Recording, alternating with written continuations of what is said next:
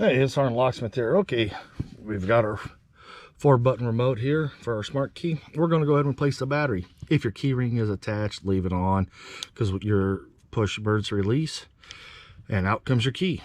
Now when you look in your remote housing, you'll see this is where the key was, and you see this spot right here.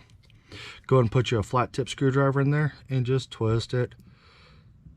And you notice this small flat tip barely did it. So if you need to go to a larger size, by all means do. Now we've got it open to that far.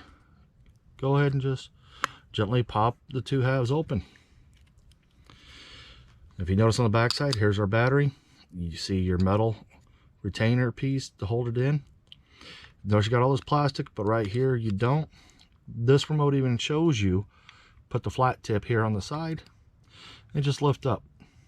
You don't want to put too much under there, but you've got it out. It's a CR2032 battery, so we're going to put it back in. This remote here, you'll push in and you notice it snaps. That part around there holds the battery down. Take your 2 halves back together, squeeze it together. You notice it's snapping back.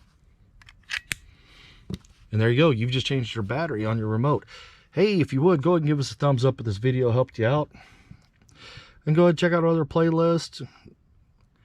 We do have a lot of videos up. We got over 1,600 videos just in the different remotes alone, plus other locksmith videos from residential, commercial, and automotive. Send us an email if there's something you'd like to ask us or possibly make a video on, and we can see if we can help you out with it. Hey, thanks again for watching SgtLocksmith. Let's be safe out there.